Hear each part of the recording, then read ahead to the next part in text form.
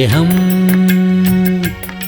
ദിവ്യസ്നേഹം, സ്നേഹം, ദിവ്യസ്നേഹം. സദൃശവാക്യങ്ങൾ 26-27 വായിക്കാം.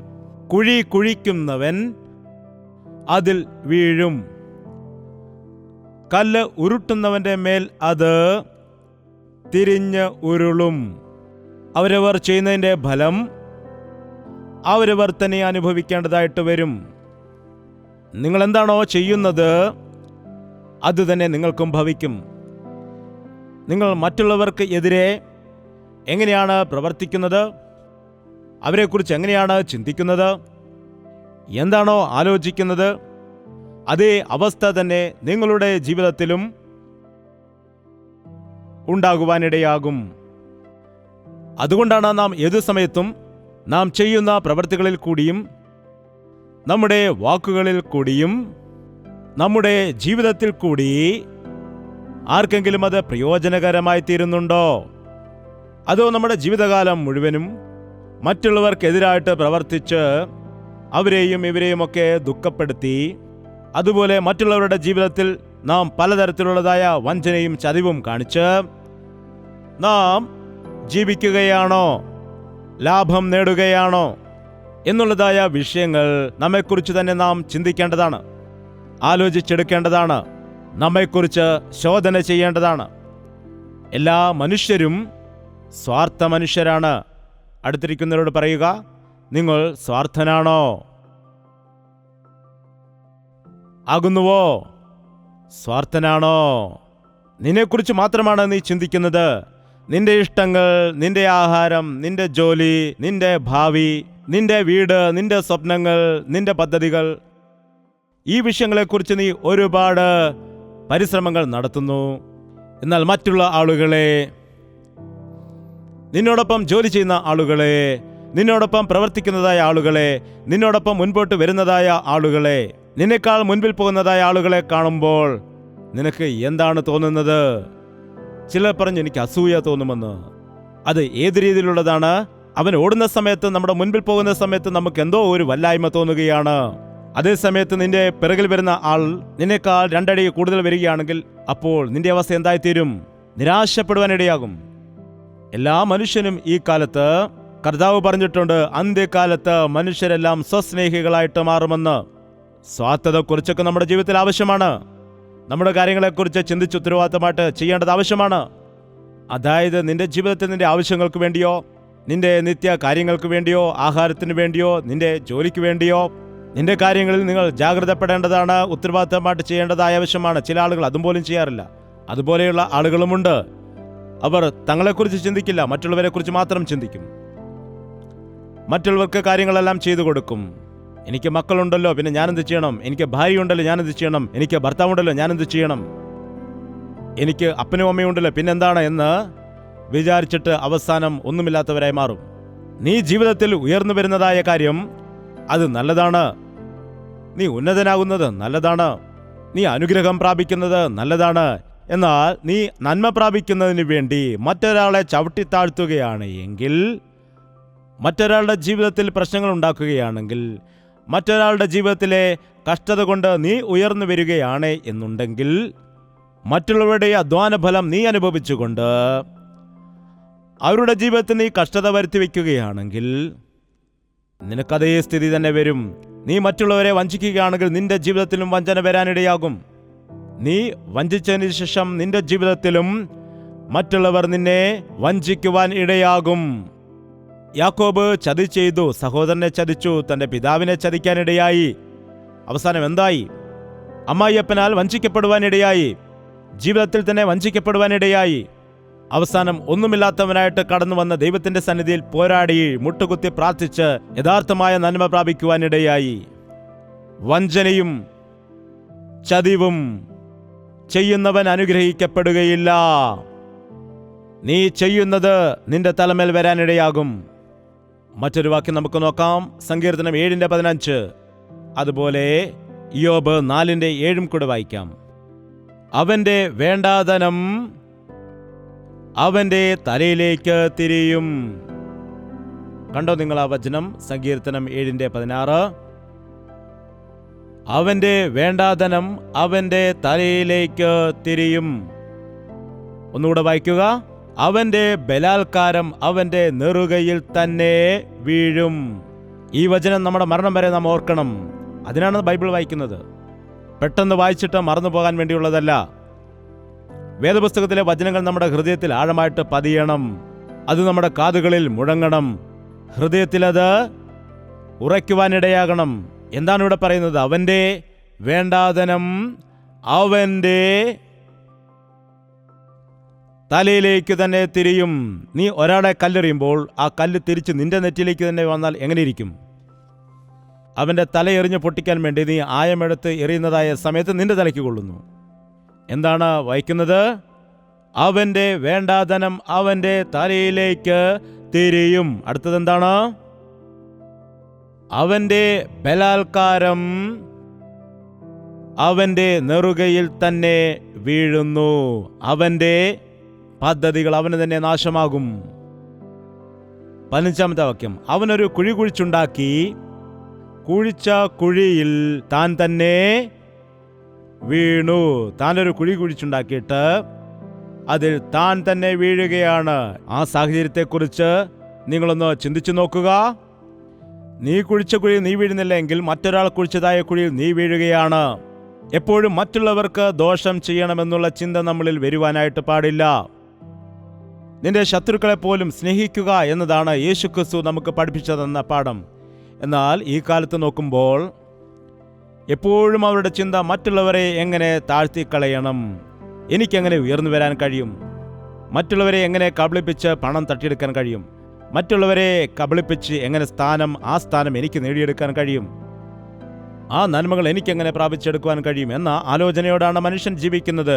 അതുകൊണ്ടാണ് ദൈവത്തിന്റെ വചനം പറയുന്നത്, നീ എന്താണോ ചെയ്യുന്നത് അത് നിനക്ക് തന്നെ വന്നു ഭവിക്കും. നീ മറ്റുള്ളവർക്ക് ദോഷം ചെയ്താൽ നിനക്ക് തന്നെ ദോഷമുണ്ടാവുകയാണ്. നീ മറ്റുള്ളവരുടെ നന്മ ആഗ്രഹിച്ചാൽ നിനക്കും നന്മ വന്നു ഭവിക്കും. നീ മറ്റുള്ളവർക്ക് ദോഷമാലോചിച്ചാൽ നിനക്കും ദോഷമുണ്ടാകാനിടയാകും. നീ നന്മ ചെയ്താൽ നിനക്ക് നന്മയുണ്ടാകും, ദോഷം ചെയ്താൽ നിനക്ക് തന്നെ ദോഷമുണ്ടാകും. എന്നാൽ ഈ കാലത്തുള്ള മനുഷ്യർ നന്മ ചെയ്യുന്നതായ വിഷയത്തിൽ പിറകോട്ട് പോവുകയാണ് ചെയ്യുന്നത്. യേശുക്രിസ്തു നല്ല ശമരിയക്കാരനെ കുറിച്ചൊരു ഉപമ പറയുവാനിടയായി. യെരുശലേമിലേക്ക് ഒരാൾ എരിഹോവിലേക്ക് പോകുന്ന സമയത്ത് കള്ളന്മാരുടെ കയ്യിലകപ്പെട്ട് കവർച്ചയായി സകലതും നഷ്ടപ്പെട്ട് ഉപദ്രവിക്കപ്പെടാനിടയായി. അതുവഴി ഒരു പുരോഹിതനും ലേവ്യനും വന്നപ്പോൾ അവനെ കണ്ട് കടന്നുപോയി. എന്നാൽ ഒരു ശമരിയക്കാരൻ വന്നിട്ട് അവനോട് മനസ്സലിവ് കാണിച്ചിട്ട് അവന്റെ മുറിവുകൾക്ക് മരുന്ന് വെച്ച് കെട്ടി അവനെ എടുത്ത് കഴുതപ്പുറത്ത് കയറി ആ കാലത്ത് ഉണ്ടായിരുന്ന സത്രത്തിൽ കൊണ്ടാക്കാനിടയായി. അവന്റെ ചിലവുകളെല്ലാം താൻ വഹിക്കാമെന്ന് പറഞ്ഞു പോകാനിടയായി. ഈ കൂട്ടത്തിൽ നല്ല സ്നേഹിതൻ ആരാണെന്ന് ചോദിക്കുകയാണെങ്കിൽ പറയാൻ കഴിയും അവന് ഉപകാരം ചെയ്ത വ്യക്തിയെന്ന്.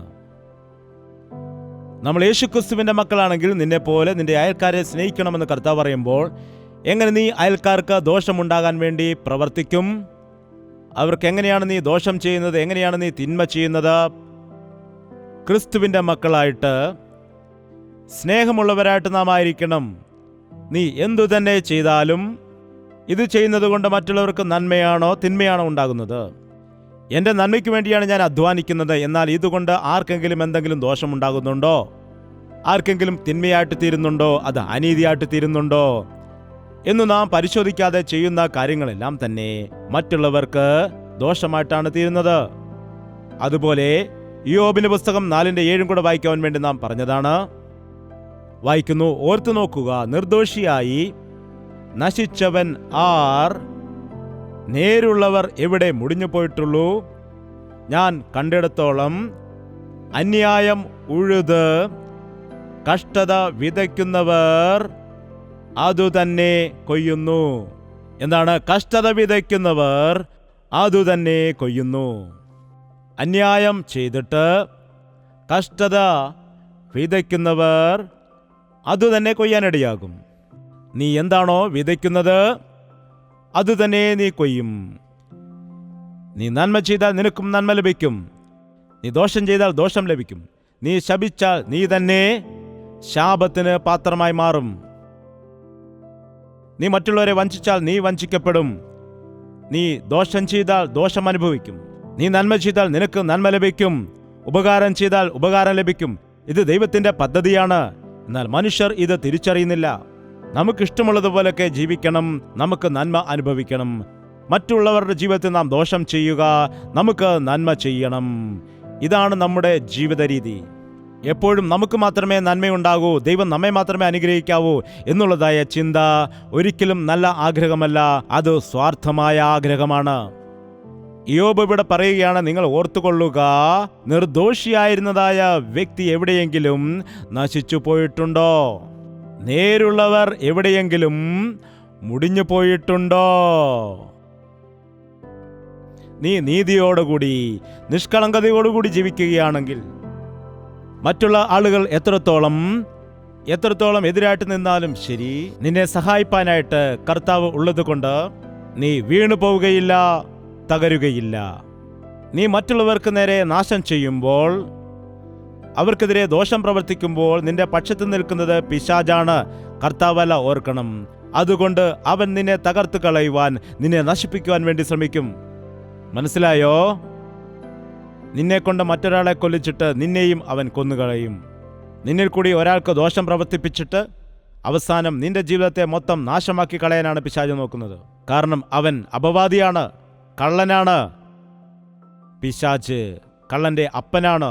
നമ്മുടെ ജീവിതത്തിൽ ഇങ്ങനെയുള്ള സ്വഭാവമുണ്ടെങ്കിൽ നാം പിശാചിന്റെ സന്തതികളാണ്, ഓർക്കണം. നാം യേശുവിൽ വിശ്വസിക്കുന്നവരാണെങ്കിൽ, നാം യേശുവിൻ്റെ മക്കളായതുകൊണ്ട്, കർത്താവിൽ നാം ആശ്രയിക്കുന്നത് കൊണ്ട്, എത്ര ആളുകൾ നമുക്കെതിരായിട്ട് എന്തെല്ലാം പ്രവൃത്തികൾ ചെയ്താലും ശരി, നിനക്കൊരു ദോഷവും ഉണ്ടാകില്ല. നീ ദൈവത്തിൻ്റെ പൈതലായിരിക്കും.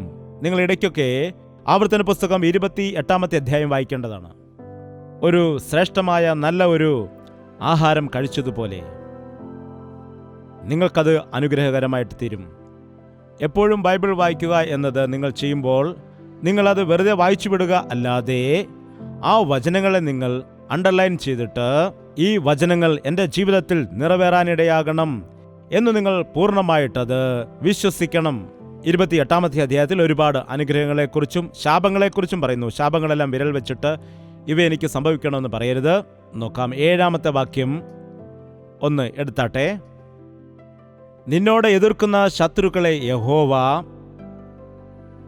നിന്റെ മുൻപിൽ തോൽക്കുമാറാക്കും. അവർ ഒരു വഴിയായി നിന്റെ നേരെ വരും, 7 വഴിയായി നിന്റെ മുമ്പിൽ നിന്ന് ഓടിപ്പോകും.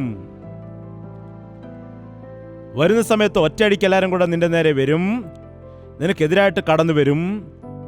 എന്നാൽ ദൈവം അവരെ എതിർക്കുന്ന സമയത്ത് ഒറ്റയ്ക്കല്ല, അവരെല്ലാം കൂടെ അങ്ങോട്ടും ഇങ്ങോട്ടും ഓരോരുത്തരായിട്ട് ഓടിപ്പോകുവാനിടയാകും. അതാണ് പറയുന്നത്. അയ്യോ, ഇത്രയും ആളുകൾ എനിക്കെതിരായിട്ട് വരുന്നു, ഇത്രയും വലിയ കൂട്ടം ശത്രുക്കൾ എനിക്കെതിരായിട്ട് കടന്നു വരുന്നു എന്ന് പറഞ്ഞ് നീ വിഷമിച്ചിരിക്കേണ്ട കാര്യമില്ല. ദൈവം എഴുന്നേൽക്കുമ്പോൾ ശത്രു 7 വഴിയായിട്ട് ഓടിപ്പോകാനിടയാകും.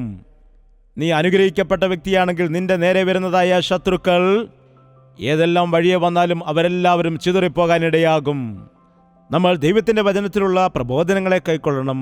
അതുപോലെ ദൈവത്തിൻ്റെ വചനത്തിൻ്റെ സുരക്ഷ, അത് നമ്മുടെ ജീവിതത്തിൽ അത് വാഗ്ദത്തമായിട്ട് നമുക്ക് ഏറ്റെടുക്കുവാൻ കഴിയണം. അപ്പോഴേ നാം ആത്മീയമായിട്ട് സമൃദ്ധി പ്രാപിക്കുകയുള്ളൂ. 2 കൂട്ടങ്ങളുണ്ട്. ഒന്ന് ദൈവമക്കളുടെ കൂട്ടം, മറ്റൊന്ന് പിശാചിനെ സംബന്ധിച്ച ആളുകളുടെ കൂട്ടം. ഏതു ഭാഷക്കാരാണെങ്കിലും ഏതു ദേശക്കാരാണെങ്കിലും ഈ 2 കൂട്ടമാണുള്ളത്. യേശുക്രിസ്തുവിനുള്ളവരും പിശാചിനുള്ളവരും, ലോകത്തിനുള്ള ആളുകളും ക്രിസ്തുവിനുള്ളതായ ആളുകളും, യേശുവിന്റെ രക്തത്താൽ കഴുകപ്പെട്ടവരും രക്തത്താൽ കഴുകപ്പെടാത്തവരും. 2 കൂട്ടമാണുള്ളത്. നീ ഏതു കൂട്ടത്തിലാകുന്നു? ദോഷം ചെയ്യുന്ന കൂട്ടത്തിലാണോ ഉള്ളത്? നന്മ ചെയ്യുന്ന കൂട്ടത്തിലാണോ ഉള്ളത്? തിന്മയെ അനുഭവിക്കുന്ന കൂട്ടത്തിലാണോ? നമ്മുടെ ജീവിതത്തിൽ ഈ ദിവസങ്ങളിൽ ആർക്കും ഒരു തിന്മയും പ്രവർത്തിക്കാതെ ഇരിക്കുന്നവരായി തീരാൻ ശ്രദ്ധിക്കണം. ആർക്കും ദോഷം ചെയ്യരുത്, ആരോടും തിന്മ പ്രവർത്തിക്കരുത്, ആരോടും കള്ളം പറയരുത്. നീ ഒരാളോട് കള്ളം പറഞ്ഞാൽ നിന്നോടും കള്ളം പറയുന്ന 100 പേരെ നിനക്ക് കാണുവാൻ കഴിയും. വഞ്ചന ചെയ്ത് നശിപ്പിക്കപ്പെടരുത്. അന്ത്യകാലത്ത് നീചമായ കാര്യങ്ങൾ ചെയ്യുന്നതിൽ അഭിമാനിക്കുന്ന ആളുകളുണ്ട്. ഒരു തെറ്റായ കാര്യം ചെയ്തിട്ട് എത്ര സീക്രട്ടായിട്ട് ചെയ്തു, എത്ര കറക്റ്റായിട്ട് കൃത്യമായിട്ട് ചെയ്തു എന്നൊക്കെ പറഞ്ഞ് അതിശയിക്കുന്നവരുണ്ടല്ലോ. ഇവർ ലജ്ജിക്കപ്പെടേണ്ടതായ വിഷയത്തിൽ അവർ അതിശയിക്കുകയാണ്, അഭിമാനിക്കുന്നു. ലോകത്തിൽ എവിടെ നോക്കിയാലും ഈ വഞ്ചനയും ചതിവുമാണ്. ഈ സാങ്കേതിക വിദ്യയൊക്കെ വന്നതിന് ശേഷം, ഡിജിറ്റൽ മീഡിയ ഒക്കെ വന്നതിന് ശേഷം എന്ത് വേണമെങ്കിലും ചെയ്യാം. ഫോട്ടോ എടുത്തിട്ട് നിന്റെ തല വെട്ടിമാറ്റുവാൻ കഴിയും. അവിടെ വേറെയാളുടെ തല ഫിറ്റ് ചെയ്യാൻ കഴിയും. എന്താണ്? അതൊക്കെയാണ് ആനിമേഷൻ, ഫോട്ടോഷോപ്പ്. ഇതൊക്കെ ചെയ്യുവാൻ കഴിയും. രക്ഷപ്പെടാമെന്ന് വിചാരിച്ചേക്കാം, എന്നാൽ നിന്റെ പാപം നിന്നെ പിടിക്കുവാനിടയാകും. നീ ചെയ്തത് തന്നെ നിന്റെ തലയ്ക്കു നേരെ വരാനിടയാകും. ഹാമാൻ തൂക്കുമരമുണ്ടാക്കിച്ചു. ആർക്കു വേണ്ടിയാണ്? ഈ ഹാമാനെ തൂക്കിലേറ്റണം. അതിനുവേണ്ടി ഉയരമുള്ളതായ തൂക്കുമരമുണ്ടാക്കണം. എല്ലാവരും കണ്ട് ലജ്ജിക്കുവാനിടയാകണം. ഇവന്റെ ആളുകളെല്ലാം നശിച്ചു പോകാനിടയാകണം. അവർ അപമാനിക്കപ്പെടണമെന്ന് പറഞ്ഞ് വളരെ ഉയരമുള്ളതായ ഒരു തൂക്കുമരമുണ്ടാക്കാനിടയായി. ആർക്കു വേണ്ടിയാണ്? എന്നാൽ അതേ തൂക്കുമരത്തിന്റെ മേൽ ഹാമാൻ തൂങ്ങപ്പെടാനിടയായി. അതുമാത്രമല്ല, യഹൂദന്മാരെയെല്ലാം കൊല്ലുവാൻ അവൻ ആഗ്രഹിച്ചു. എന്നാൽ ആരാണ് കൊല്ലപ്പെട്ടത്? പറയൂ. ഒരു നിമിഷം എസ്തേറിന്റെ പുസ്തകം നമുക്ക് വായിക്കാം. 9-ാം അധ്യായം 24-ാം വാക്യം. എസ്തേർ 9:24. അഗാഗ്യനായ ഹമദ്ദാദയുടെ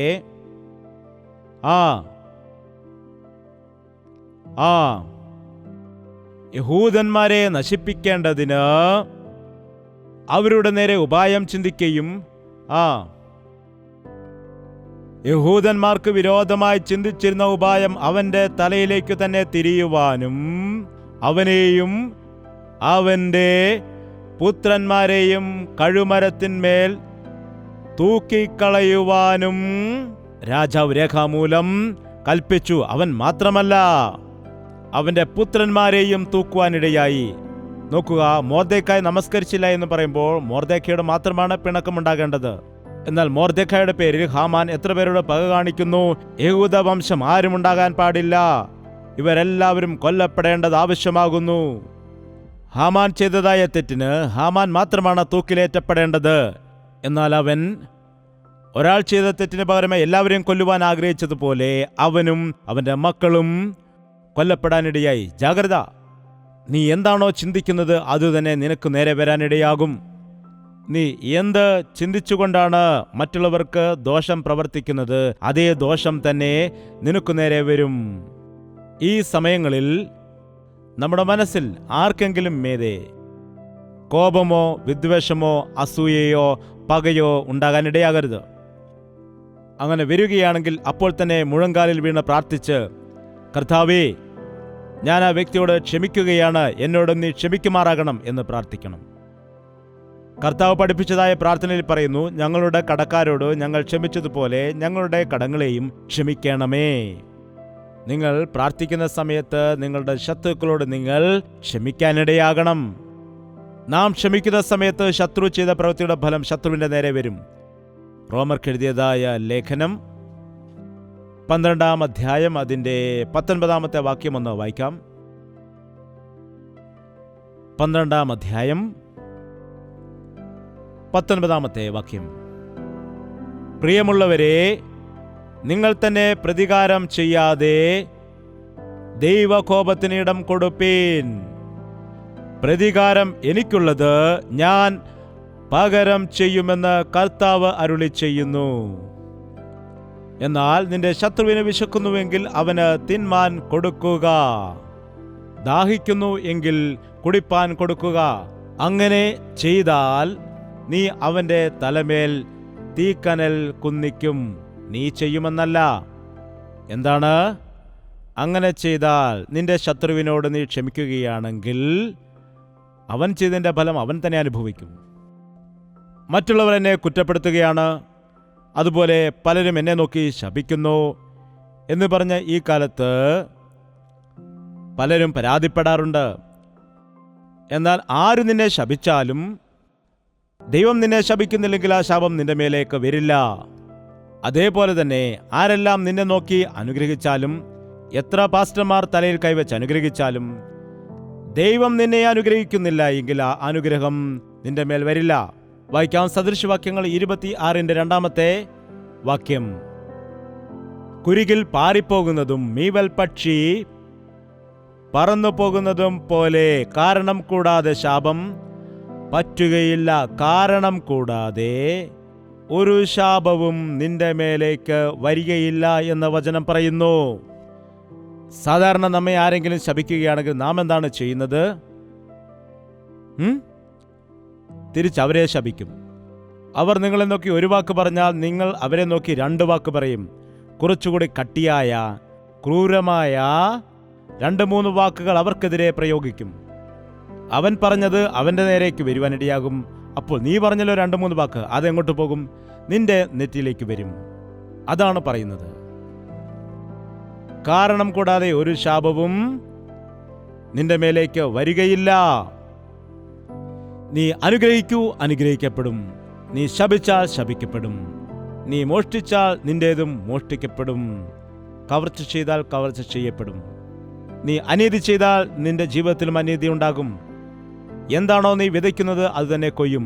ഇത് നമ്മുടെ ജീവിതത്തിൽ ഓർത്താൽ നാം ജീവിതത്തിൽ പോലീസുകാരുടെ ആവശ്യമോ CC ക്യാമറയോ സെക്യൂരിറ്റിയോ അപ്പൻ്റെയും അമ്മയുടെയും ഉപദേശമോ ഒന്നും തന്നെ ആവശ്യമില്ല. അതുപോലെ ഭർത്താവ് കാണുമെന്നുള്ള ഭയമോ ഭാര്യ കാണുമെന്നുള്ള ഭയമോ നിന്റെ ജീവിതത്തിൽ ഉണ്ടാകില്ല. ദൈവം എന്നെ കാണുന്നുണ്ട്. ഞാൻ അവൻ്റെ മുൻപിൽ നീതിയോടാണ് ജീവിക്കുന്നത്. ആരെല്ലാം എന്തെല്ലാം എന്നെക്കുറിച്ച് പറഞ്ഞു വരുത്തിയാലും, ആരെല്ലാം എന്നെക്കുറിച്ച് എന്തൊക്കെ ചിന്തിച്ചു ഉണ്ടാക്കിയാലും, ഞാൻ ദൈവത്തിൻ്റെ ഹിതം പോലെ മാത്രമേ ജീവിക്കൂ എന്ന് ജീവിതത്തിൽ തീരുമാനമെടുത്തതായ ഒരു വ്യക്തി അനുഗ്രഹിക്കപ്പെടും. മൊർദെഖായി ഒരു പരിശ്രമവും നടത്തിയില്ല, ഒരു പദ്ധതിയും ഒരുക്കിയില്ല. അവനെതിരായിട്ട് ഹാമാൻ അത്രയും നിയമങ്ങൾ കൊണ്ടുവന്നതായ സമയത്ത്, കൽപ്പനകൾ കൊണ്ടുവന്നപ്പോൾ മൊർദെഖായി ഒന്ന് മാത്രമാണ് ചെയ്തത്. ചാക്കൊടുത്തുകൊണ്ട് കണ്ണുനീരോടെ ദൈവത്തിന്റെ സന്നിധിയിൽ ചാരത്തിലിരുന്ന് പ്രാർത്ഥിച്ചു. എൻ്റെ നിമിത്തം നിങ്ങളെ പഴിക്കുകയും ഉപദ്രവിക്കുകയും നിങ്ങളെ കൊണ്ട് എല്ലാ തിന്മയും, കളവായി പറയുമ്പോൾ നിങ്ങൾ അവരെ തല്ലണം, നിങ്ങൾ കുത്തിയിരുന്ന് കരയണം എന്നാണോ ബൈബിൾ പറയുന്നത്? അല്ല. എന്താണ് ബൈബിളിൽ പറയുന്നത്? നിങ്ങൾ ഭാഗ്യവാന്മാർ, നിങ്ങൾ സന്തോഷിച്ച് ഉല്ലസിക്കുക. സന്തോഷം നമ്മുടെ ജീവിതത്തിൽ ഒരുപാടുണ്ടാകുന്ന സമയത്താണ് നാം ഉല്ലസിക്കാറുള്ളത്. കൂടുതൽ പേർ നിന്നെ കുറ്റപ്പെടുത്തുമ്പോൾ നിനക്ക് അത്രയും അനുഗ്രഹമാണ്. മറ്റുള്ളവർ നിന്നെ പരിഹസിക്കുന്ന സമയത്ത് അനുഗ്രഹമാണ്. അത് നീ ഗ്രഹിക്കുന്ന സമയത്ത് നിന്റെ ജീവിതത്തിൽ നന്മയുണ്ടാകുന്നു. സ്വർഗത്തിൽ നിനക്ക് പ്രതിഫലം വലുതാകുന്നു. ലോകക്കാരെ പോലെ നാം ജീവിക്കുവാൻ പാടില്ല. കണ്ണിന് കണ്ണ്, പല്ലിന് പല്ല്, അടിക്ക് അടി എന്ന രീതിയിലാണ് ഈ ലോകം. എന്നെ തല്ലിയതുകൊണ്ട് ഞാൻ തല്ലും, എന്നെ ചീത്ത വിളിച്ചാൽ ഞാനും ചീത്ത വിളിക്കും, എന്നെ വഞ്ചിച്ചാൽ ഞാനും വഞ്ചിക്കും. ആ രീതിയിൽ എനിക്ക് ദോഷം ചെയ്താൽ ഞാനും ദോഷം ചെയ്യും എന്നുള്ളതായ രീതിയിലാണ് ഈ ലോകം മുൻപോട്ട് പോകുന്നത്. എന്നാൽ നാം യേശുവിൻ്റെ രക്തത്താൽ കഴുകപ്പെട്ടവരായ നാം, യേശുവിൻ്റെ മക്കളായി തീർന്നിരിക്കുന്നതായ നാം, തിന്മയ്ക്ക് പകരം തിന്മ ചെയ്യരുത്, നന്മ ചെയ്യണം. ഒരു ചെകിടത്തടിക്കുന്നവന് നാം എന്താണ്? മറുചെകിടും അവന് വേണ്ടി കാണിച്ച് കൊടുക്കണമെന്ന് പറയുന്നു. ഒരുവൻ നിന്റെ പുതുപ്പ് ചോദിച്ചാൽ നിന്റെ വസ്ത്രവും അവന് കൊടുക്കുക. 1 മൈൽ അവനോടൊപ്പം ചെല്ലുവാൻ പറഞ്ഞാൽ നീ 2 മൈൽ അവനോടൊപ്പം ചെല്ലുക. അത് എക്സ്ട്രാ ഭക്തിയാണ്. ദൈവം ആഗ്രഹിക്കുന്നത് അതാണ്. യേശു നമുക്ക് വേണ്ടി ചെയ്തത് അതാണ്. നമുക്ക് വേണ്ടി അവൻ നിന്ദിക്കപ്പെട്ടു, അപമാനം അനുഭവിച്ചു, ഉപദ്രവിക്കൽ അനുഭവിച്ചു. എന്നാൽ പിതാവ് ഇവർ ചെയ്യുന്നത് എന്താണെന്ന് ഇവർ അറിയായികയാൽ ഇവരോട് ക്ഷമിക്കണമേ എന്ന് പറഞ്ഞു. നാം യേശുക്രിസ്തുവിൻ്റെ മക്കളാണെന്ന് പറയുന്നുണ്ട്. എന്നാൽ അവൻ്റെ പാതയിൽ കൂടി നാം നടക്കുന്നുണ്ടോ? അവൻ്റെ ഗുണഗണങ്ങൾ നമ്മിൽ കാണപ്പെടുന്നുണ്ടോ? ലോകത്തിൽ ആയിരിക്കുന്ന സമയത്ത്, ലോകപ്രകാരമുള്ള മനുഷ്യരെ നോക്കുന്ന സമയത്ത് എവിടെ നോക്കിയാലും ലോകത്തെക്കുറിച്ചുള്ളതായ കാര്യങ്ങളാണ്. ലോകത്തെ സംബന്ധിച്ചുള്ള സുഖത്തെക്കുറിച്ചും അതിൻ്റെ ആഡംബരത്തെക്കുറിച്ചും എല്ലാമാണ് പറയുന്നത്. എവിടെ ചെന്നാലും നിങ്ങൾ ശ്രദ്ധിച്ചു നോക്കുക, ആളുകളുടെ നടുവിൽ ഇരിക്കുമ്പോൾ അവർ ലോകത്തെക്കുറിച്ചാണ് പറയുന്നത്. ലോകത്തിൽ എങ്ങനെ നമുക്ക് ഉന്നതരാകുവാൻ കഴിയും, എങ്ങനെ നമുക്ക് പണം കൂടുതൽ സമ്പാദിക്കുവാൻ കഴിയും, എല്ലാവരേക്കാൾ മെച്ചമായിട്ട് എങ്ങനെ നമുക്ക് മുന്നേറുവാൻ കഴിയും, എല്ലാം ലോകപ്രകാരമുള്ള കാര്യങ്ങൾ മാത്രം. മനുഷ്യന്റെ അധ്വാനം കൊണ്ട് അവന്റെ സമ്പത്ത് കൂടുന്നില്ല. നീ എത്രമാത്രം കഷ്ടപ്പെട്ടാലും, എത്രത്തോളം നീ അധ്വാനിച്ചാലും നിന്റെ അധ്വാനം കൊണ്ട് ഒന്നും സമ്പാദിക്കാൻ കഴിയില്ല. അവൻ അനുഗ്രഹിച്ചെങ്കിൽ മാത്രമേ നിനക്ക് സമ്പാദിക്കുവാനായിട്ട് കഴിയുകയുള്ളൂ. നാം ചിന്തിക്കും ചിലർ ഒരുപാട് സമ്പാദിച്ചുവെന്ന്. അങ്ങനെ സമ്പാദിച്ചു വച്ചിരിക്കുന്ന ആളുകളുടെ അടുക്കൽ ചെന്ന് സാവധാനത്തിൽ ചോദിക്കുക. അവർക്ക് ഒരുപാട് ദുഃഖങ്ങൾ കാണും, ഒരുപാട് വിഷമങ്ങൾ കാണും, ഒരുപാട് കടഭാരം കാണും. ദൈവം അനുഗ്രഹിച്ചെങ്കിൽ മാത്രമേ യഥാർത്ഥത്തിലുള്ള അനുഗ്രഹം നിനക്കുണ്ടാകൂ. നിന്റെ അധ്വാന ബലത്തെ അനുഗ്രഹിക്കാമെന്നാണ് അവൻ പറഞ്ഞത്. കഷ്ടപ്പെട്ട് ജീവിക്കുന്ന വ്യക്തിക്ക് പെട്ടെന്ന് പണക്കാരനാകാൻ കഴിയുകയില്ല. വഞ്ചന ചെയ്യുന്ന വ്യക്തിക്ക് മാത്രമേ പെട്ടെന്ന് ധനവാനാകാൻ കഴിയുകയുള്ളൂ. അതുകൊണ്ടാണ് വചനം പറയുന്നത് ധനമോഹം സകല ദോഷത്തിനും ഹേതുവാകുന്നു എന്ന്. ലോകപ്രകാരമുള്ളതായ ഭൗതിക നന്മകൾ, ഭൗതിക അനുഗ്രഹങ്ങൾ മാത്രം നോക്കുന്നതായ ആളുകൾ ദൈവത്തെ നഷ്ടപ്പെടുത്തുകയാണ്. അവർ ലോകത്തെ നേടിയെടുക്കുന്നു. ഒരുവൻ ലോകം മുഴുവൻ നേടിയിട്ടും തൻ്റെ ആത്മാവിനെ നഷ്ടപ്പെടുത്തുകയാണെങ്കിൽ അവൻ എന്താണ് പ്രയോജനം? ഇന്നു മുതൽ പ്രാർത്ഥിക്കുക, കർത്താവേ, എനിക്ക് നിന്റെ മനസ്സ് നൽകണമേ. ഞാൻ കണ്ണടയ്ക്കുമ്പോൾ എനിക്ക് ദോഷം ചെയ്യുന്ന അനേകം ആളുകളുടെ കാര്യം ഓർമ്മ വരുന്നു. അതുപോലെ എന്നെ അപമാനിച്ച അനേകം ആളുകളെക്കുറിച്ച് എനിക്ക് ഓർമ്മയുണ്ടാകുന്നു. ഞാൻ ഇരുന്ന് കുറച്ചു നേരം ആലോചിച്ചാൽ എനിക്കെതിരെ പ്രവർത്തിക്കുന്നതായ ആളുകളെക്കുറിച്ച്, എന്നെ അപമാനിച്ച ആളുകളെക്കുറിച്ച്, എന്നെ കുറ്റപ്പെടുത്തി എനിക്കെതിരെ നിന്നതായ ആളുകളെക്കുറിച്ച്, എനിക്ക് എതിരെ ദോഷം പ്രവർത്തിച്ച അനേകം ആളുകളെ ഓർമ്മ വരുന്നുണ്ട്.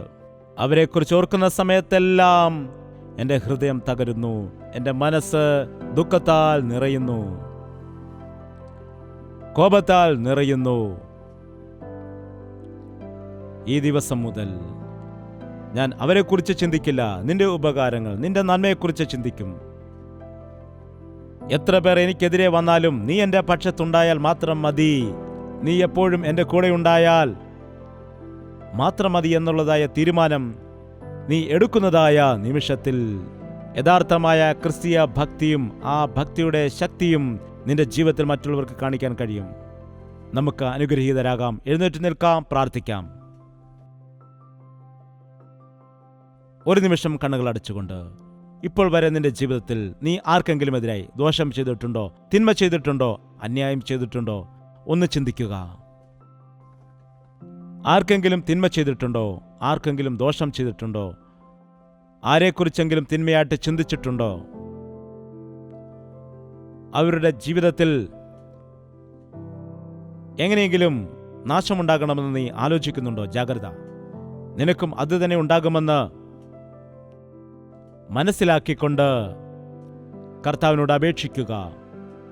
നിന്നെ വഞ്ചിച്ച ആളുകളോട് ക്ഷമിക്കുക. നിന്നെ കുറ്റപ്പെടുത്തുന്നവരോട് നീ ക്ഷമിക്കുക. ഇനിയുള്ളതായ ദിവസങ്ങളിലെങ്കിലും നമുക്ക് യേശുവിൻ്റെ മക്കളായിട്ട് യഥാർത്ഥമായിട്ട് ജീവിക്കാം. എല്ലാ വ്യക്തികളും വായി തുറന്ന് പ്രാർത്ഥിക്കുക. പ്രാർത്ഥന. പരിശുദ്ധനായ സ്നേഹമുള്ള ഞങ്ങളുടെ പിതാവേ, ഒരിക്കൽ കൂടി ഞങ്ങളെ നീ ദർശിക്കുമാറാകണമേ. ഒരു തരത്തിലുമുള്ളതായ മാറ്റങ്ങൾ ഇല്ലാതെ ക്രിസ്ത്യാനി എന്ന് പറയുന്ന ആളുകളെ നീ ദർശിക്കണമേ.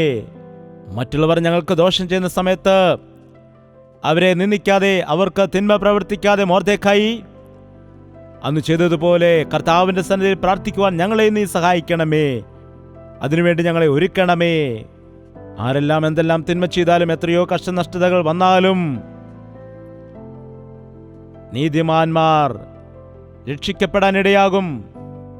ഇന്ന് സാക്ഷ്യം പറഞ്ഞ യോബിനെ പോലെ ഉള്ള ഭക്തി ജീവിതം ഞങ്ങൾക്ക് നൽകണമേ. നുറുക്കമുള്ള ഹൃദയം ഞങ്ങൾക്ക് നൽകണമേ. താഴ്മയുള്ള ഹൃദയം ഞങ്ങൾക്ക് നൽകണമേ. പുതിയൊരു തീരുമാനത്തോടെ പോകാൻ ഞങ്ങളെ സഹായിക്കണമേ. ഞങ്ങളുടെ പ്രതികരണങ്ങൾ ക്രിസ്തുവിൻ്റെ പ്രതികരണങ്ങളായിരിക്കണം. ജനത്തിന്റെ നടുവിൽ യേശുവിനെ പോലെ ഞങ്ങൾക്ക് ജീവിക്കുവാൻ ഇടയാകണം. നിന്റെ വരവിന് വേണ്ടി മനസ്സാക്ഷിയെ കാത്തുകൊണ്ട് നിൽക്കുവാനും നിന്റെ വരവിൽ എടുക്കപ്പെടുവാനും ഞങ്ങളെല്ലാം നീ സഹായിക്കുമാറാകണമേ. പരിശുദ്ധാത്മാവിനെ ഞങ്ങളുടെ മേൽ നീ അയക്കണമേ. ഞങ്ങളുടെ സ്ഥിതിയെ ഞങ്ങൾ തിരിച്ചറിഞ്ഞുകൊണ്ട്, ഞങ്ങളുടെ പാപങ്ങൾ ഏറ്റുപറഞ്ഞ് നിരപ്പ് പ്രാപിച്ചുകൊണ്ട് പുതിയൊരു ജീവിതമായിട്ട് മുൻപോട്ട് പോകുവാൻ ഞങ്ങളെല്ലാവരെയും നീ സഹായിക്കുമാറാകണമെന്ന് യേശു ക്രിസ്തുവിന്റെ നാമത്തിൽ അപേക്ഷിക്കുന്നു പിതാവേ. ആമേൻ. യേശുവേ യേശുവേ യേശുവേ യേശുവേ യേശുവേ യേശുവേ യേശുവേ യേശുവേ നിന്നെ നിന്നെ എന്നും ഞാൻ സേവിക്കും. നീ മാത്രം രാജാവെന്നും. നിന്നെ നിന്നെ എന്നും ഞാൻ സേവിക്കും. നീ മാത്രം രാജാവെന്നും. യേശുവേ യേശുവേ യേശുവേ യേശുവേ യേശുവേ യേശുവേ യേശുവേ യേശുവേ യേശുവേ യേശുവേ യേശുവേ